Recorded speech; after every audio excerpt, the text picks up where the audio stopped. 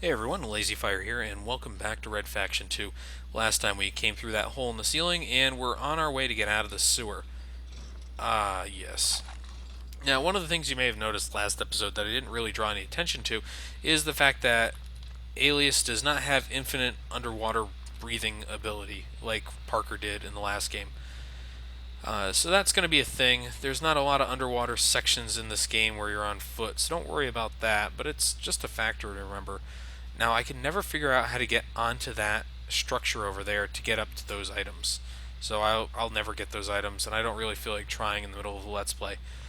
By turning that wheel, I've actually raised the water level in the area, which means I can reach that pipe over there, which was out of my way last time. It was a little bit above the water area where I could get to. So now that it's available to me, it's the way I'm taking. It's not a very difficult puzzle, but if you get hooked and you think that you have to jump down in the water... Because half the army's... Anyways, if you... Resources. RF clowns can't do anything without a nursemaid. We don't have the time. Oh! I love the death animation when she just lands there.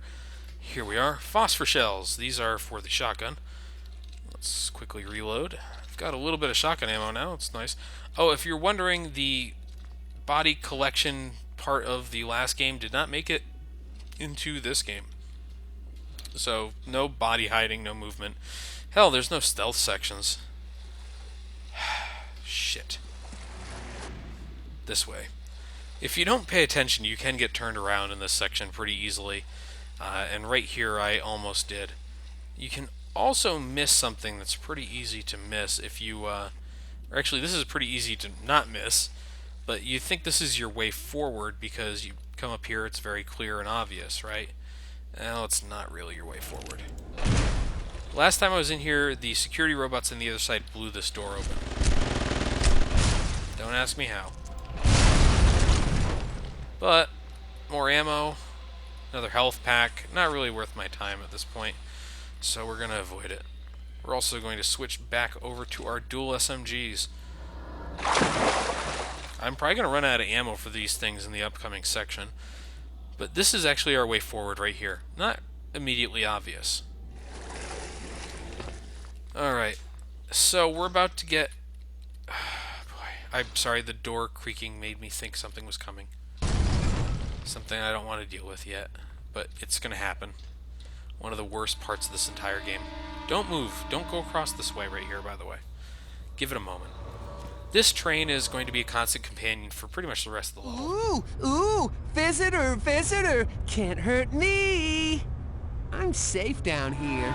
Trains can't hit me here,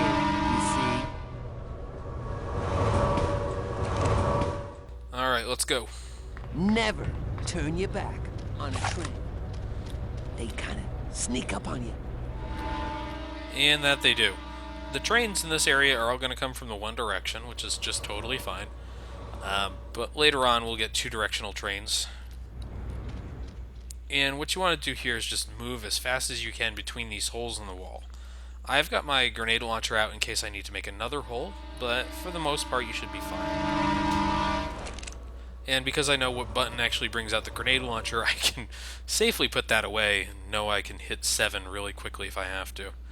But they're pretty generous about this stuff, so just get over to the sides. You know, an abundance of caution in this area, while not required, is always helpful, because that train will hit you, and like if you get love tapped by the thing, will kill you. So, you know, feel free to avoid it if you can. This is the one section where I always worry I'm not close enough to anything, so I get hidden. The way I know that is by that steam vent. I've always made a hole near that steam vent. I probably could have soldiered on to this point. Oh, by the way, that box is pretty rugged. I probably could have gotten right to here easily enough, but I don't like really leaving this up to chance, because then you'll have to do this entire train section again, and it's long, and it's not exactly interesting to watch. But we're just about done with it. The trains will actually stop running about here. Sopot says, mind the tracks, mind the tracks. Don't mind me, mind the tracks. Don't Don't you know where to go, silly man? Go to the bathroom. It's in the can. Okay, he's actually lying to us. He's trying to give us hints on how to get out of here, but shit. Okay.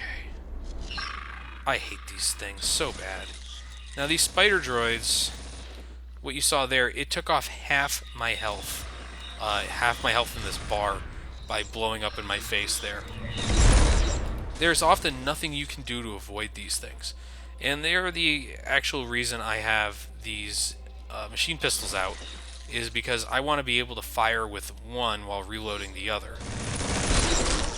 Oh boy, I hate these things. The issue with them is they move a little bit too fast, and because of that, you miss a few shots that maybe you shouldn't.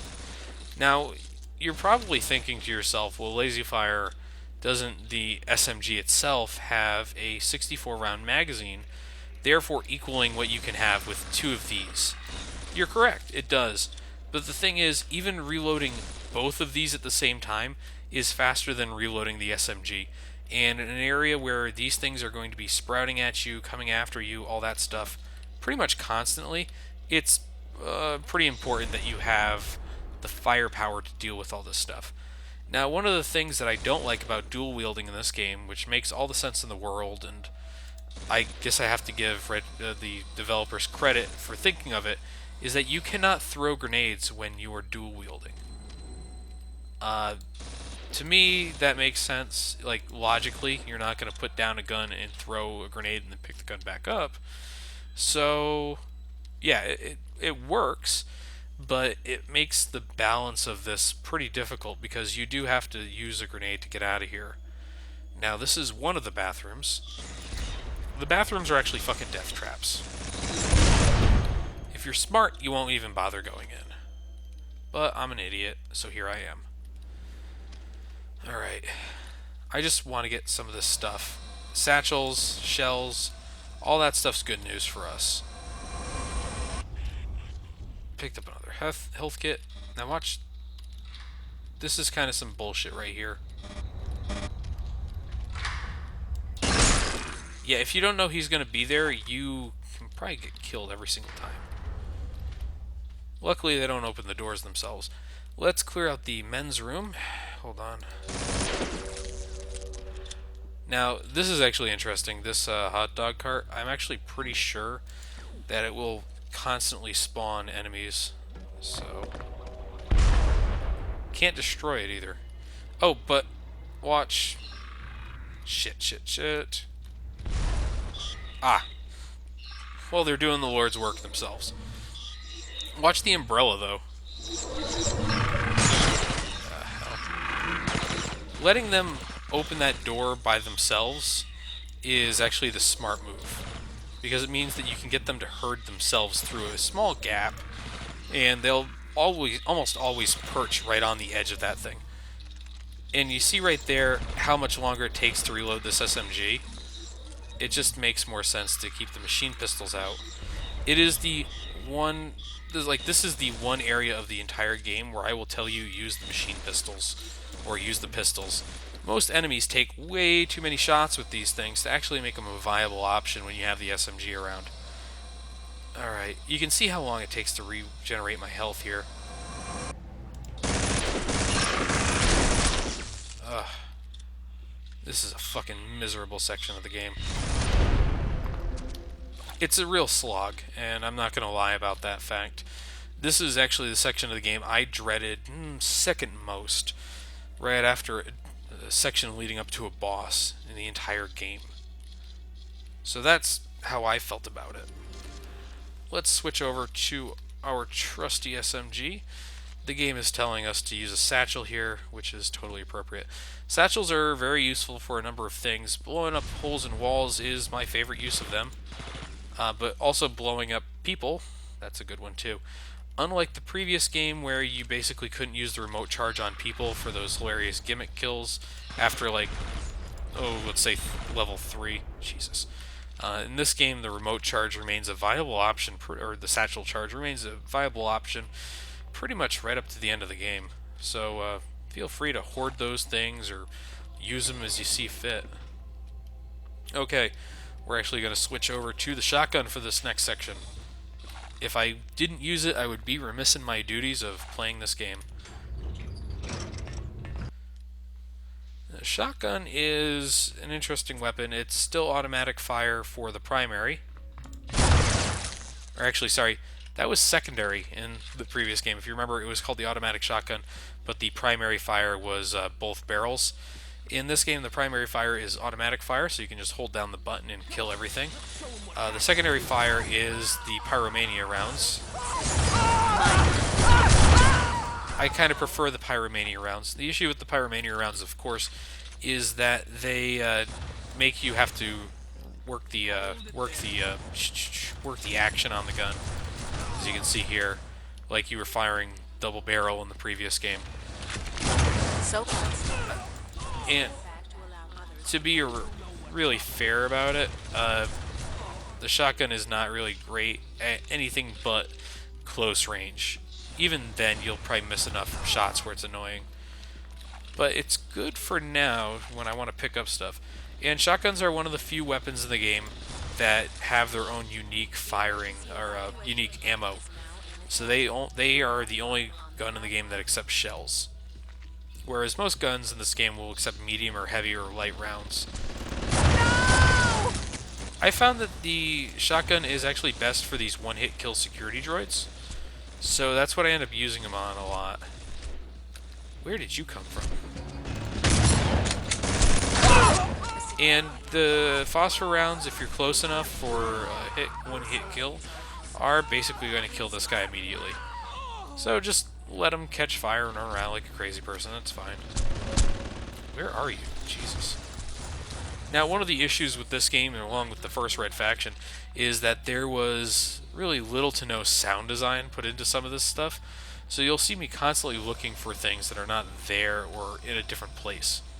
Now, one of the things that is a little bit different about the other Red Faction game is that they can do moving pictures in this. Even if it's like a GIF or something like that, but this is something you didn't see in the previous game. Hi there. I really hate those fucking security droids. We've built our ammo up a bit more.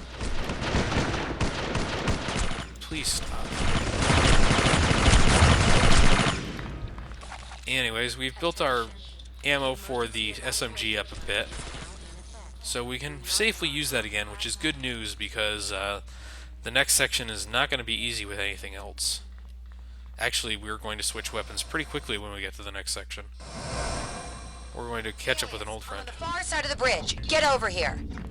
So here's Quill. We don't see a lot of her in the campaign on our side, at least. She's really going to be doing her own thing for most of it. What you want to do is get off those tracks as soon as possible. Stop there! That's it. Okay. There's the train on that side, there's the train on the left side. I'm outgunned! Getting hit by either is just as deadly. Hi. I'm going to be taking a quick detour down here. You see, I know what the objectives are. The objective in this area is actually to blow up these walls and expose those steel I-beams.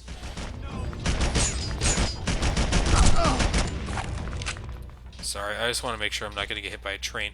What you want to do is walk on the side where the train is going to be coming from, so you can see it. Quill, destroy the bridge to block Sopot's reinforcements. Roger that. We'll show him how it's done, sir. This is actually one of the more generous save spots in the game. It'll put you right outside of this area, so you can get hit by a few trains. Not worry about getting set too far back. On the right! And these guys are retarded, so they'll straight up walk into trains. So I'm just pre-blowing these structures. Makes all the sense to me. Let's talk to Quill real quick.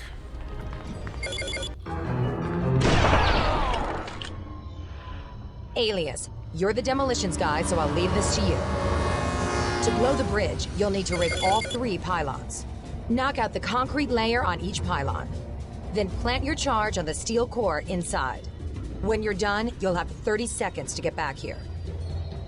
I'll be watching your back through my scope. pick up our satchels here. Now, what's going to happen here is we're going to switch sides so we can see where this is coming from. Alias, train coming from my side.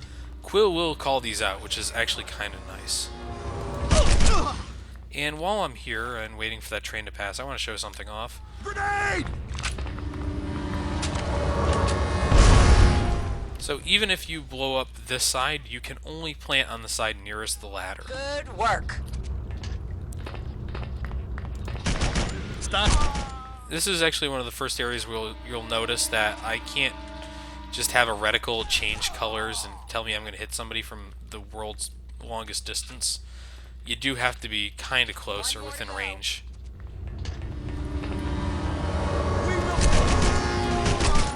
Alright. This is actually pretty easy. Quill will shoot some of these guys down, by the way. She's been shooting for a while. There we go. Got that guy at a good distance. I'm just getting shot here. That was ridiculous. Don't worry, Quill's mostly got our back here. And just plant the last one. I did this a little out of order, but it makes more sense to do this one last because it just puts you right there for the cutscene. And once the cutscene gets off, we're pretty much done with the level. And I will more or less see you guys next time. Thanks for watching.